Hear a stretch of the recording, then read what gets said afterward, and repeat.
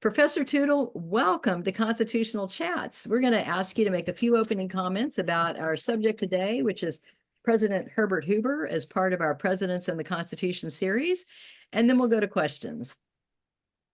Yeah, sounds great. Thanks for having me. I was excited to get this invitation because I haven't spent as much time as I would have liked over the years talking about Hoover specifically. So I wanted to make sure, and it's a great opportunity for me to get some content out there on a subject, because I've had many wonderful conversations with one of my good friends named George Nash, who is probably the preeminent Herbert Hoover biographer. He is 3 volumes into his multi-volume biography of Hoover. He is probably, like I said, a big a name as you can get. And I need to be modest in saying that I'm stealing all of my ideas from George Nash. There is no way that I could have replicated his lifetime of work on the subject of Herbert Hoover. But he's also interesting because of where he crosses paths with many things that I'm interested in. In particular, Herbert Hoover was born in 1874, and he was dropped into this era that we call this during this crisis of modernity. In other words, never has America experienced more social change and change in the way that human beings live than the people who were alive in the late 19th, early 20th century. And for somebody who was just born in 1874, you were the generation who experienced it. And then you take into account his extremely unique life. After being born really poor in Iowa, his parents died. An uncle agreed to sponsor his education, so he came to California, I should say, study engineering, and that really shaped his worldview. And we can get into the ways in which he differed from other politicians in that regard. In particular, I always found it interesting to contrast Hoover with Calvin Coolidge, for instance, or Warren Harding, some of his contemporaries. And it also makes for a fascinating comparison with like a Woodrow Wilson. I'm thrilled to discuss any of those things if they come up as topics later.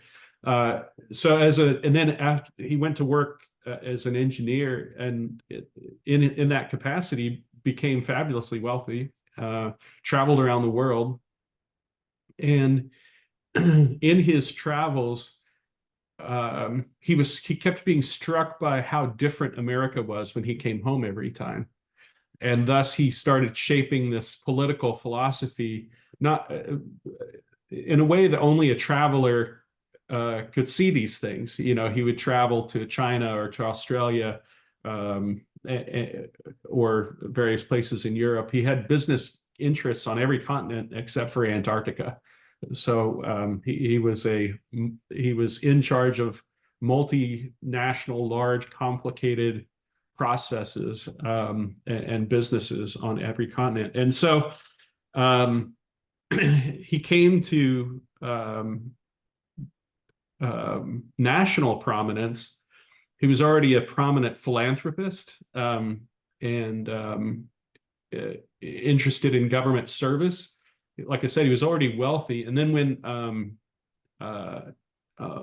World War I hit, he took it upon himself to organize food aid, and probably saved, estimates range, but there are probably 3/4 of the people in Europe who were maybe kept from starvation because of his organized food aid programs. And then he came back to the United States and was put in charge of the Food Administration by Woodrow Wilson, who was a Democrat. And at that time, Hoover considered himself to be an independent progressive and somebody who had supported Theodore Roosevelt, for instance. But he declared himself to be a Republican and then moved into public service in the Harding and Coolidge administrations, becoming the most active member, perhaps, of the Harding and Coolidge administration as Secretary of Commerce. And then he, of course, runs for president in 1928, wins office, and then he has some, let's say, historically bad luck. First of all, he inherits the Prohibition. And if you look back at his inaugural address, there's a lot in there about dealing with crime and lawlessness brought about by Prohibition. And then the stock market crash happens within a few months. And so he's dealing with those issues primarily during his presidency. And he's largely seen as a failure by the American people. He goes from winning almost every state outside the Deep South in 1928 to a landslide, massive loss in 1932.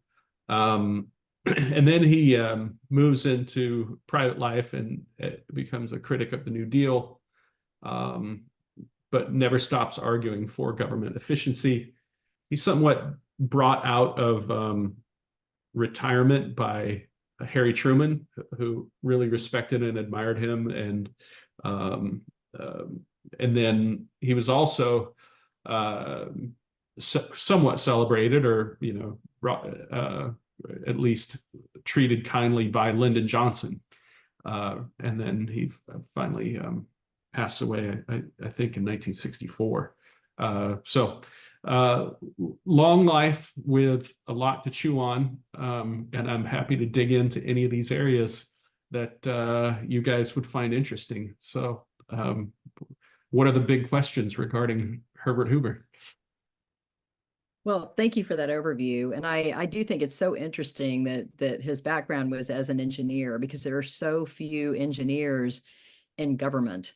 And I remember I worked on Capitol Hill in the 1980s and 90s and a little bit even in the 2000s for Congressman Joe Barton, who was an engineer. And at the time, I think there was only one other engineer in Congress. I think it was Don Ritter from Pennsylvania.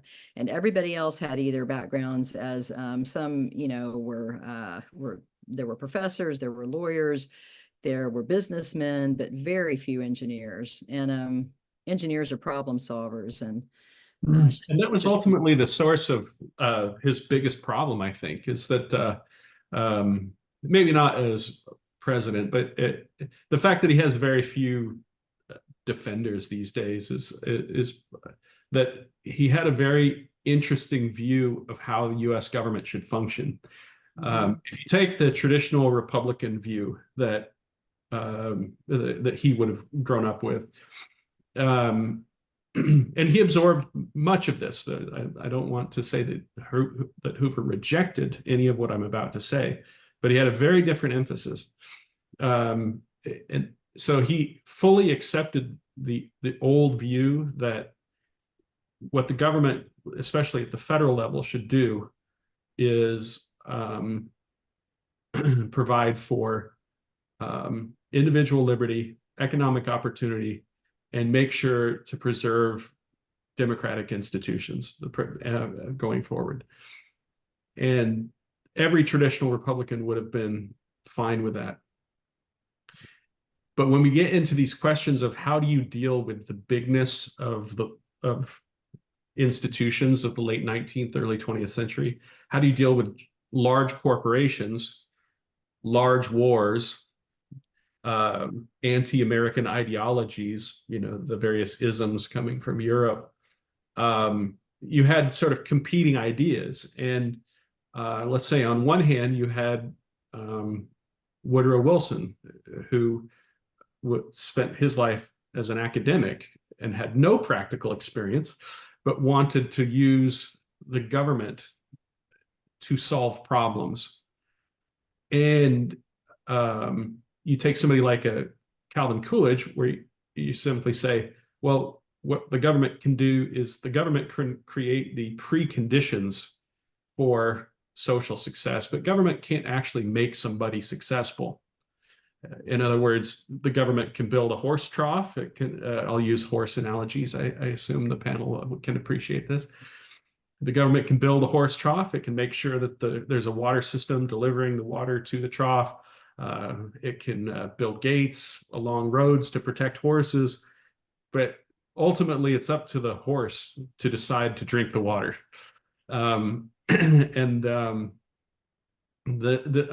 If you want to contrast this with Coolidge,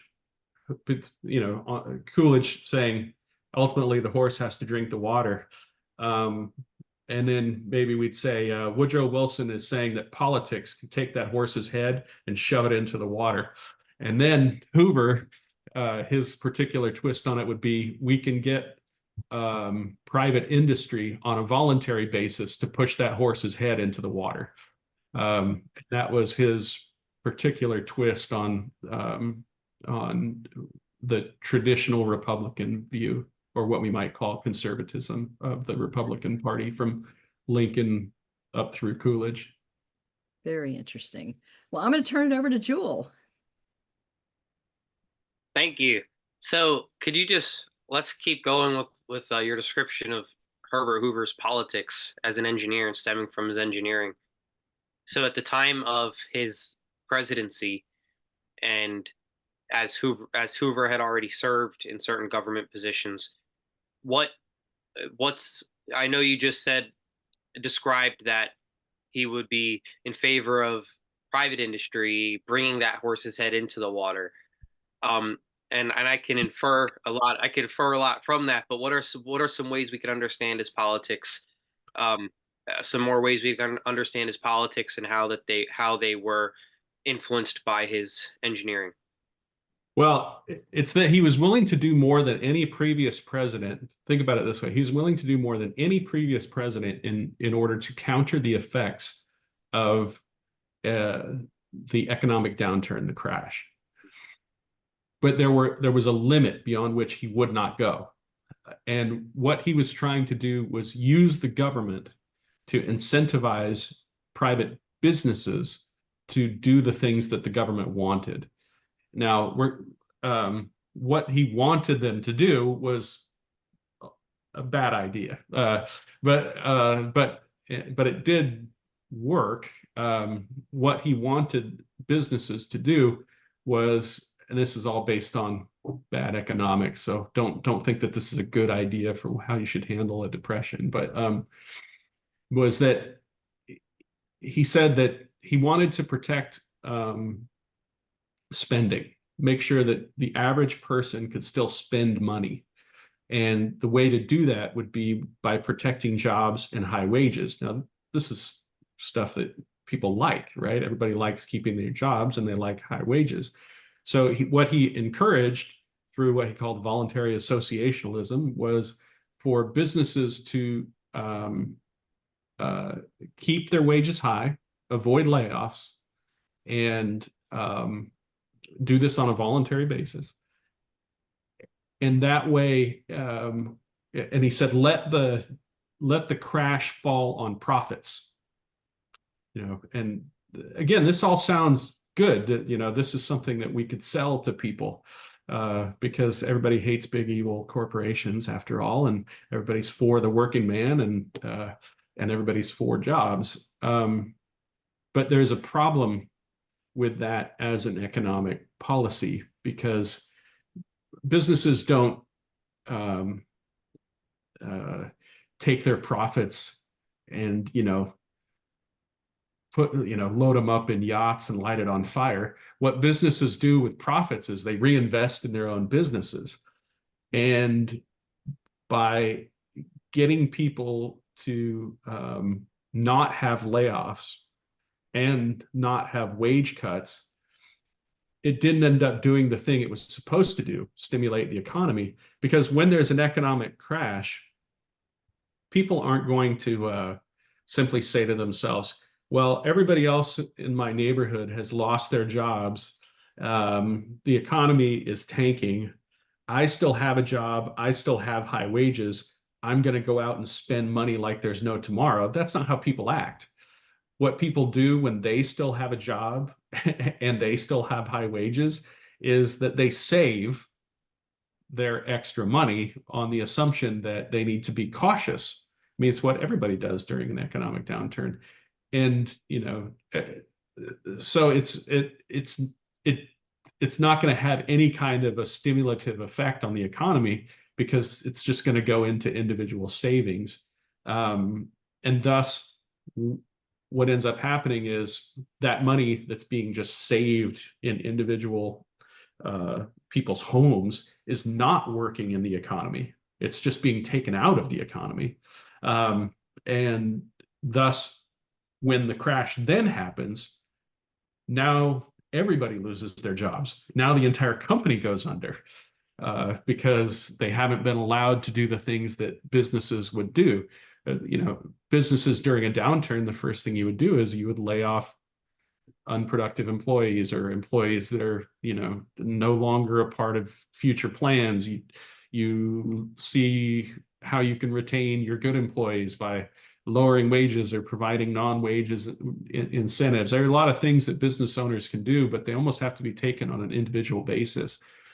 So having someone at the federal level trying to coordinate that activity, the assumption was that somehow the free market was not going to work as well because the free market was going to be wasteful at a time of economic crisis. Did Hoover almost believe that that as an engineer, he could solve government or solve the market through the government in a way or policies? Yeah, exactly. That's exactly it. And that's sort of, I would say he needs to take one of my classes or, go back and study at the Bill of Rights Institute, because then he would learn that our government is not designed to solve problems. It's specifically designed to make sure that no problem is ever solved. That's a difference. What's that?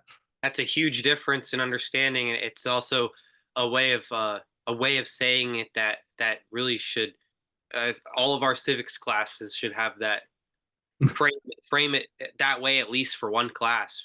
It's very simple. I think every age could understand that. Yeah, I think so. I mean, and I think it's a really important and fundamental point that our founders considered the people of this, human beings, all human beings everywhere in the world, to be flawed, and that the flaws of human beings are just sewn into the nature of mankind. And therefore, any of the fundamental issues that come with trying to figure out how we can live with one another in peace, these are all things that we always need to work towards, and that no problem is ever permanently solved or could be solved, because solving a problem under our system would involve, as Madison puts it, would be doing something like saying we can solve the problem of forest fires by removing all of the air from the world. The cure would be worse than the disease. Our system is designed under this idea of pluralism. We have many rights. We are many different individuals, and we interact with each other in many different complicated ways that could never really be anticipated. And then the other thing is that you never get to put your duties as a citizen off onto the government. I think that's another sort of important point. You never get to say, oh, now America is up and running, we no longer need to participate in it. That's a much easier version of government, though, for the people than the one that our founders set up. Do you know do you know Hoover's idea, his opinion on rights, and is the way the founders understood the natural rights of man and how government didn't have a right to violate them? Modern progressives, oftentimes in the name of one person's rights, are willing to violate another's, or think it's justified to violate another's. Where would did Hoover speak about that? Where do you think Hoover would line up as far as the sovereignty of natural rights of man? Oh, he was always for it in theory. and for its application in practice when confronted with the issue. So we see it pop up in his private writings, and then in this little book he did called American Individualism, where he really outlined how he viewed it as that. And I think this is another thing that needs to always be emphasized about the founding. Our founders were serious about getting rid of special privilege, and even how people understood like why slavery was wrong in places where racism was even acceptable or understandable. You know, they still understood that slavery was a system of special privilege that was wrong and against the rights of man. And Hoover, as a Quaker, also believed in universal human rights and human dignity. And we see it pop up. He was never what you would call like a crusader, at least in one sense. He thought of it. He was thought of, and I think his ego was flattered by his reputation as the great humanitarian. So helping people in need, but he absolutely absorbed and repeated what he said was the sort of Lincoln Revolution, which is to say that what government had to do was make sure and make equality of opportunity a living fact for all Americans. So, you know, he abolished, one of the last things he did in office was when the first of the Reconstruction Finance Corporation money was going out in these construction contracts. One of the things that came back was there was some racism in how these contracts and some segregation, and they sent out a memo saying, no, stop that. You can't discriminate in construction contracts, and with a pretty stern pretty stern support for civil rights. And I don't hope that's a satisfying answer. I'm trying to make it too long. No, but yeah, it's a great answer. Thank you very much. We will now pass on to Maze, I believe, and she will ask great questions. I bet I'm looking forward to hearing, since I bet none of us know very much about Hoover. Yeah, so thank you so much for expounding on his background as an engineer and how like being a Quaker contributed to sort of his presidential campaign. Could you speak a little bit to how being the Secretary of Commerce shaped his presidency as well? Oh, well, it's interesting because that office had never really mattered that much until he came into that office. So he's the one who really made it matter by drawing especially more of the active parts of government into the Department of Commerce. That's why Hoover Dam is named after him. Was almost anything that involved, and I would not say that there's no room for a problem solver in government. Obviously, there are technical problems that need to be solved that have answers, and sometimes you need an engineer or somebody like Herbert Hoover, who is capable of looking at a large-scale problem, figuring out how do we get from A to Z, and then working his or her way through the alphabet. And so he made that office meaningful in a way that nobody really ever has. And so much so, he also benefited, I think, from the fact that he had such a good reputation. He was thought of as almost like well, it's hard to use Elon Musk as an example because recently he's sort of been seen as a more partisan figure. But if you can imagine how Elon Musk or Bill Gates or Warren Buffett was thought of by the American people, imagine, 5 years ago, an Elon Musk or a Bill Gates or a Warren Buffett being brought into the government in some measure of like problem solving capacity. And that's what happened with Hoover. And so he benefited from positive press coverage, and the newspapers liked to cover him because he was doing things. And somebody who's doing things and accomplishing things, it gives you a story to write. And he was also lucky in that he worked for a couple of presidents who basically weren't that jealous of him. Harding, who ended up dying in office, and Coolidge takes over, and then Coolidge is elected president. There are really only a handful of incidents, and they come pretty late, that indicated that maybe Coolidge was getting a little snippy at Hoover. But for the most part, he was just like one of those, like a wind-up toy or something. You just say, "Where's your problem?" Like, you go solve this problem, and then like a puppy dog or something. And Hoover would go over there and work on it, solve the problem, and then come back and say, with his tail wagging, say, "Okay, what can I do next?" And that's an incredibly valuable thing to have in government, somebody who is such a capable problem solver. But I think most of there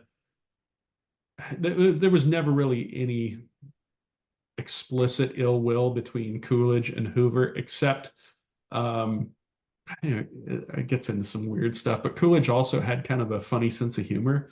So he liked messing with people. And I don't know if you know this very bizarre fact from 1928, but when Coolidge was deciding not to run for president, he calls this press, essentially like a press gathering, and hands out these pieces of paper that say, "I do not choose to run for president in 1928. And he's like, "Okay, we're done." And then he would give so little information that you'd have to, if you were a newspaper man, you have to write your story, and you're like looking at this one sentence, and you're like, what do I do with this? Maybe it means more. And Coolidge kind of liked that. He liked the fact that it would leave people confused when all he meant was something very simple. But then the speculation was, maybe it means that he would still run for president. Maybe we should go back and interview him.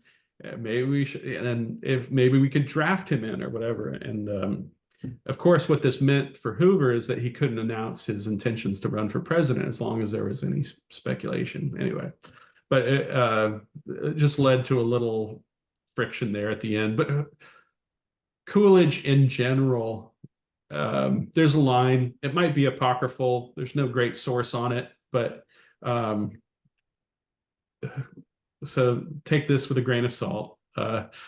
But Coolidge allegedly said at some point, "That man has offered me unsolicited advice for 6 years, all of it bad." Oh, goodness. Yeah.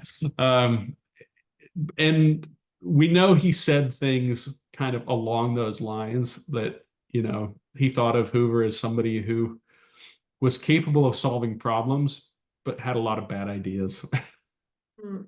So you mentioned a plethora of times that Hoover really was a problem solver, and that was his main goal, and that ties back into his engineering mind. But did he ever go as far as try to support any constitutional amendments? Did he really go for solving some really, really big problems in terms of the Constitution?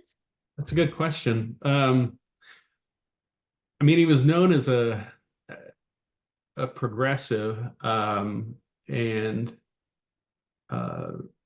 he did not go for the repeal of prohibition.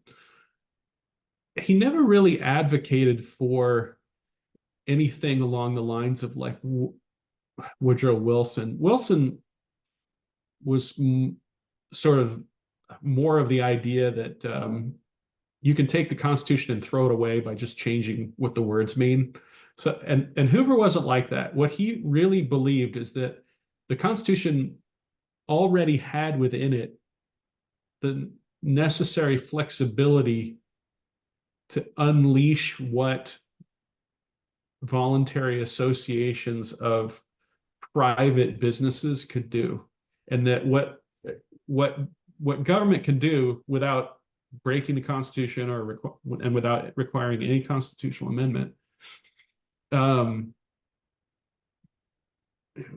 was you could use the government to marshal up the forces of private industry. The other thing that comes to mind was he was always after government efficiency. I mean, that's what Truman brought him in for, was how can we streamline processes, that kind of thing. But it's an interesting, it just always reminds me of just, I don't know, this interesting, weird trait that of so-called problem solvers often have terrible ideas. You know, I don't know quite, you know, why that is the case. I mean, we need to get some sort of expert on psychology in here to solve this one. But why is it that somebody who can look at a complicated problem and come up with an answer for it, if you ask them you know, it's almost like they have too much confidence in their own brains. You know, you think because you're smart in one area that you're smart in every area. And the real genius of our system is that it unleashes the potential of the individual American. Sometimes this could be frustrating for a really, really smart person who thinks that they know how to solve every problem in society. But there was never anything along the lines of, you know, you know, Woodrow Wilson, let's ignore the Constitution by changing the definition. There was nothing like what FDR did or threatened to do.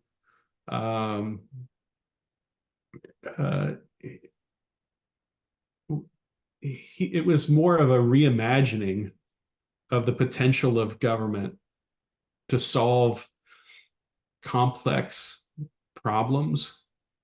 And that's also why he has virtually no historical defenders. You know, you think about Ronald Reagan hangs up a portrait of Calvin Coolidge in the Oval Office. For years, Woodrow Wilson, up until recently, was, you know, considered almost a god of internationalism. But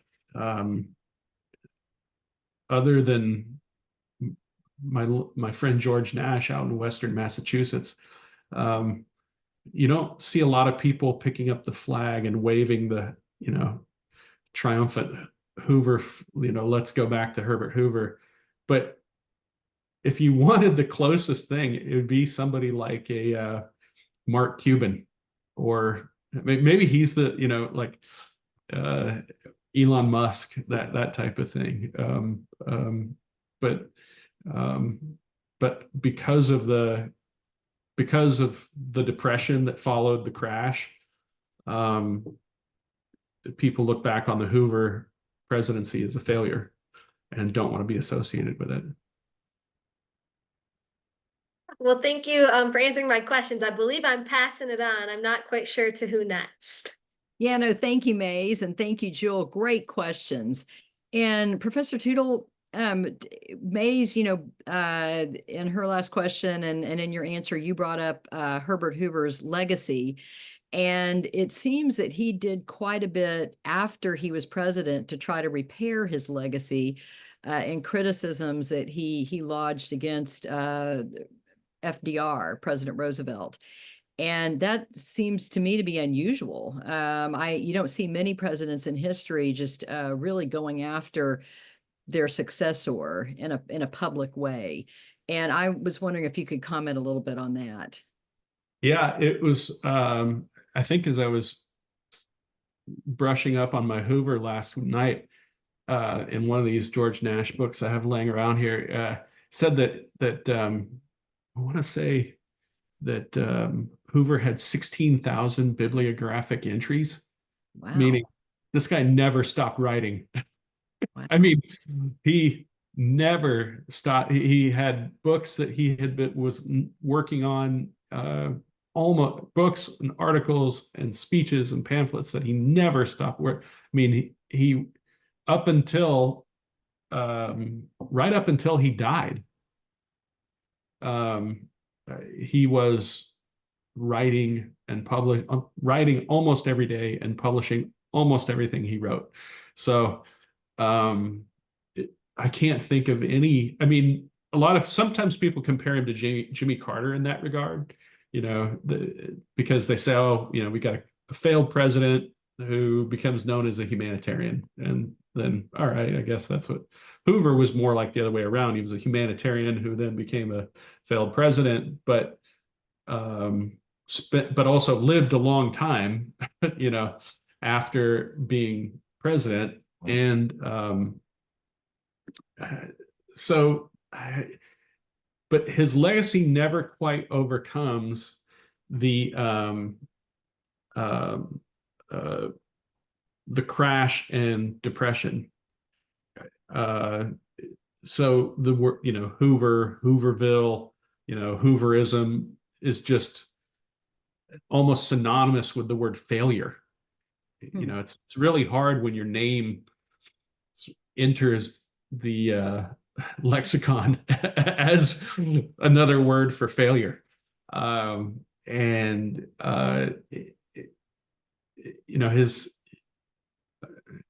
It's some of it's just but it's also, for anybody who takes a look at this, sorry to take it in this direction, but this is where my mind is going. It's not like anybody else understood economics either at that time. FDR's ideas were bad too. As there's a great book by Alonzo Hamby called "For the Survival of Democracy," and there's this one passage in it that I guess it's always just struck me that I never thought about this, but we're the only country that didn't recover from the crash. So it was bad government policy that turned our crash into a decade-long depression. It wasn't just Hoover's bad policies. It was Hoover and FDR. Their terrible economic policies turned what would have been a crash. America's had crashes before, and turned that crash into a decade-long depression. And it's just almost impossible for his legacy to recover from that.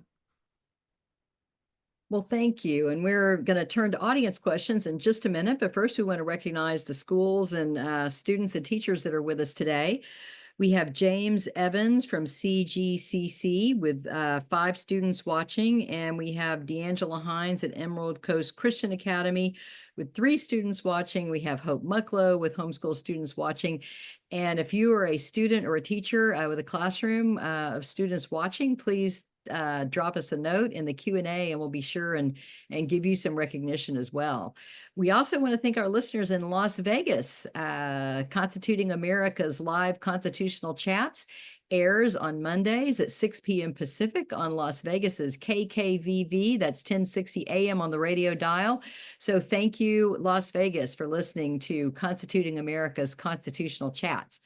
So Professor Tootle, I will start with Teresa Speak, who just has a comment, and she says, I was excited to listen today since I've worked with Professor Tootle on the, on the Tulare GOP committee and with his leadership of the College of Sequoias here in Visalia, California, Teresa. So Teresa Speak says hello. Oh, that's nice. Yeah, good. Yeah, I was engaged in a lot of public service pre-2016, and I'll just leave it at that. Well, thank you. Yeah. And Julianne Smith asks, what is the greatest misconception about Hoover? What is his greatest legacy, positive and negative? Oh, that's a great question. I think the biggest misconception is that if FDR was an activist president, then Herbert Hoover must have been a do-nothing conservative. And that is absolutely not the case. There's a a book by Joan Hoff, or I think her name was Joan Hoff Wilson at the time. I can't remember, but it was Herbert Hoover, Forgotten Progressive. And she also wrote a book called Nixon Reconsidered, which led to one of my favorite history jokes. And I'll just warn you in advance, it's not funny. History jokes are not funny. But she said she became an expert in discredited Quaker Republican presidents, writing revisionist biographies of Hoover and Nixon. And actually, one of her students also wrote a good book on Nixon's civil rights, and also wrote a good article on Herbert Hoover and civil rights. Dean Kotlowski, if you're interested in reading further about these issues. The biggest misconception is that he was a do-nothing conservative. He was not. He believed in an activist government. He was not the opposite of FDR. He was, if FDR thought of himself as being the sort of next generation of Woodrow Wilson, Hoover thought of himself as being more like the next generation of Theodore Roosevelt, that an active and energetic government and an active and energetic government response was what was necessary to dealing with social problems, and that it was absolutely the role of the federal government to be engaged in that. I guess the other big misconception is that he was somehow heartless. That nothing could be further from the truth. His entire public service career was motivated by his humanitarianism, by wanting to improve the lives of people. So, I mean, what a cruel fate to be known for not caring about veterans who are homeless and camping on in Washington, D.C., or to be seen as someone who didn't care about the plight of Americans who were suffering because of the Depression. Is absolutely nothing could be further from the truth. This is a man who spent his entire life waking up every day trying to think about ways to improve the human condition. He really was, in his heart, a humanitarian. With it, his heart was heart as a humanitarian, the mind of an engineer. Susan Yates asked, how did Hoover make his money originally? What kind of businesses did he start, and how did he get these businesses started all over the world? Mining. So at first he went mining and finance. At first he went to work for mining companies and then rose in the ranks. And as he was figuring out how the businesses operated, he also was able to figure out the finance aspects of it. So he ended up making money off of the money, the investments, and also the mining operations themselves. So he knew how to build the mines and also finance their building, so that he was, and it made him independently wealthy really before his 40th birthday. Wow. And then Andrew K. asked, to what degree are Hoover's ideals and principles reflected in the Stanford Hoover Institution? Oh, that's an interesting question. I think that's a great question, because when you think about the people who are at the Hoover Institution, it really is a nice heterodox mix of people who are trying to work through government and public policy issues, and doing it in a way that is mindful of human freedom. So I would say, on balance, they're doing a pretty good job. George Nash, who I just mentioned, is, I think, a senior fellow at the at the Hoover Institute. Max Boot, who I'm reviewing his Reagan book right now, he's at the Hoover Institute. Victor Davis Hanson, the great military historian. I mean, I think John Yoo is still there. I mean, it's a long list of people who have done a pretty incredible job. I think that they've done a pretty incredible job of attracting and retaining talent, but also respecting intellectual integrity. It's really a fabulous entity, the Hoover Institution. I'm jealous that it exists. It's amazing. I had one of my former professors and friends, Victor Davis Hanson, has said, I think I can say this because he said it privately, but I don't think I'm betraying any secrets when he said it's really nice. It's very seductive how good the work environment is at the Hoover Institution. Like, it's pretty ideal if you're a scholar. Well, and would you say with his writings, he had, as you said, just a plethora of writings after his presidency. Would you say that his philosophical viewpoints drifted more towards conservatism and away from progressivism as he got further away from the presidency? Well, it's a difficult. I mean, first you'd have to have a very clear definition of American conservatism, and not everyone who is an American conservative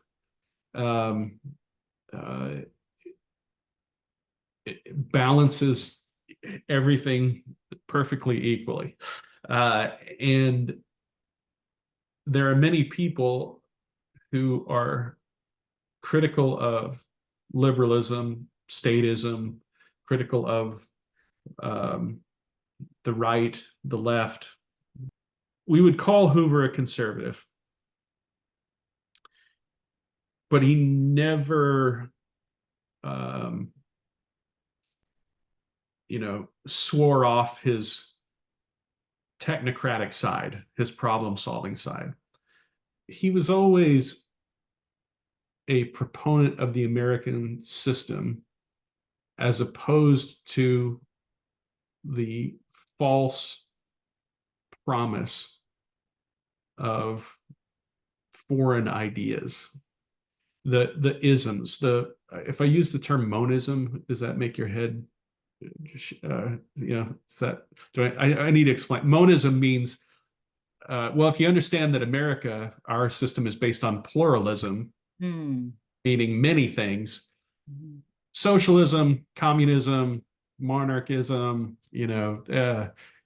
Nazism, you name it, almost every other ism is based on monism, meaning that there's one central idea that everything has to reconcile itself to.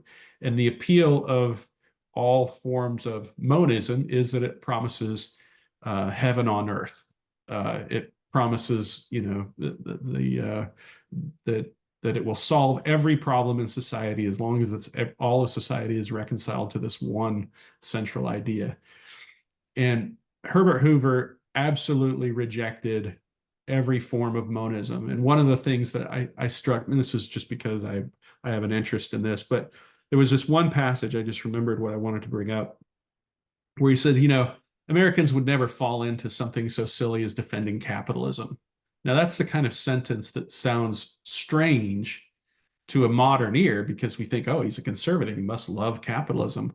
But if you go back and you look at the way that our founders conceived of our rights, we aren't protecting property rights to be selfish.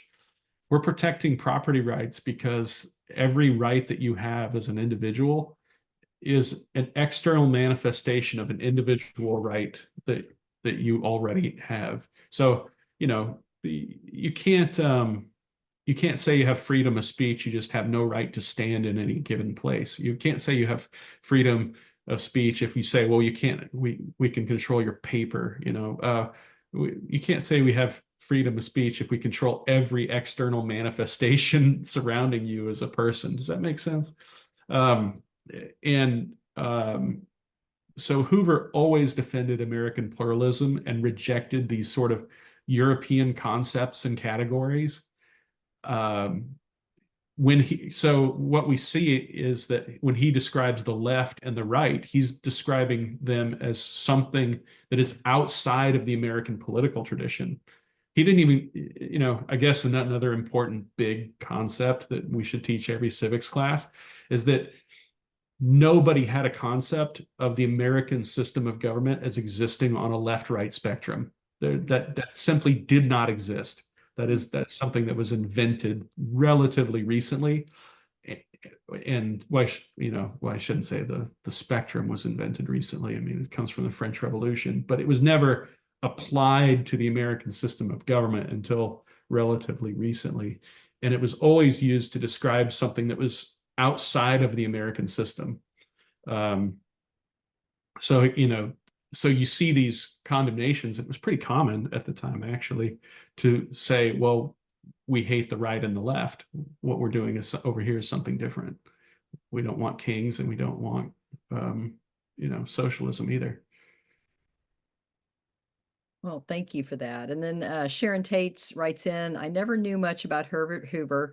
I liked that he was known to be humanitarian and cared about what was happening to the American people. So thank you, Good. Sharon, for that comment. And then Hope Mucklow says, great show. What an important correlation starting out with the time in which he was born. Was Hoover just destined to fall into the trap of believing humans can solve all the large problems of life if we're just more scientific?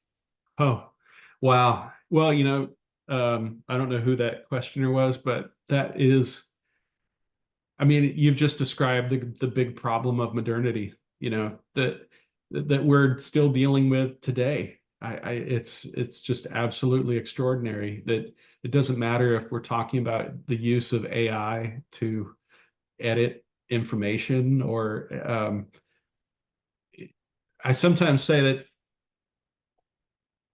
we experience the modernity in the same way somebody who is trying to get a drink of water would experience getting shot in the face by a fire hose. It's too much. A human being cannot consume or understand all of the information that we're being presented with. And Hoover's generation was the first to really kind of grapple with that in a serious way. It's too much how can we live? How can we organize society if it's too big and too complicated for any one person to understand? So what do we do? Just throw up our hands and go home? Say, what are we supposed to? How are we supposed to organize society? So, I don't know. You got me. And they're. It's funny. Another thing that struck me in one of Hoover's writings was he used the word fetish, which was the old spelling of the word fetish.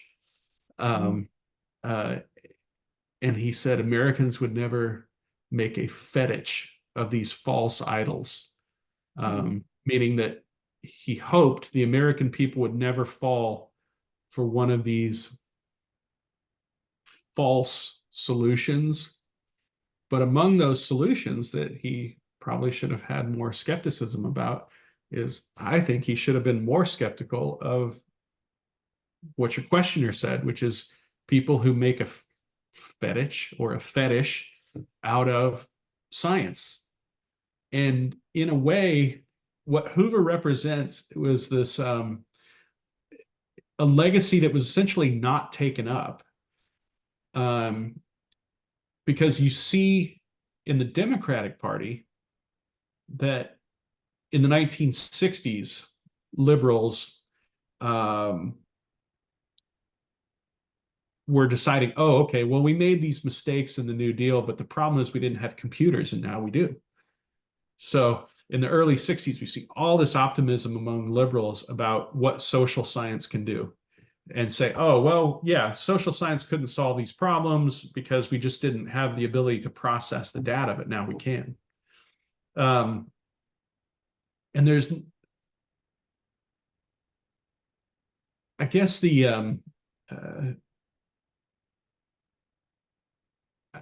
another way we see this, the legacy of Hoover is that it doesn't really win, but in the promise of electing somebody president like a Ross Perot, a populist problem solver. The idea that, oh, this person has been successful in other areas, and thus when they get into American government, they'll be able to solve problems like they were able to solve problems in the private sector. But that legacy was never really taken up in American government. So there's no, historical or intellectual trail for somebody like me who's interested in political history and in particular presidential history. Because I guess you could say in one way, I think wrongly, people might associate Dwight Eisenhower with this. There was an old article about Dwight Eisenhower where it was arguing that Eisenhower, represented the era of corporatism, a new life for Herbert Hoover based on, getting corporations in America to voluntarily agree to work in the public interest, that sort of thing. And then the author of that article, I think at one point said he wanted to entitle it Friendly Fascism. But I think that's a misreading of Eisenhower, and I think it's a misreading of Hoover. So I don't want to credit that too much. It's definitely an interesting point to end on today. And we really appreciate you being our special guest today, Professor Tootle. It's just, we've heard so many great things about you for so long from so many of your great friends who are associated with Constituting America. So thank you so much for being on. And we want to thank our audience and invite everybody to come back next week, Tuesday at 2 p.m. Eastern. And we're going to be talking about President Franklin D. Roosevelt, FDR, and the Constitution. So thank y'all and have a great week. Excellent. Thanks so much.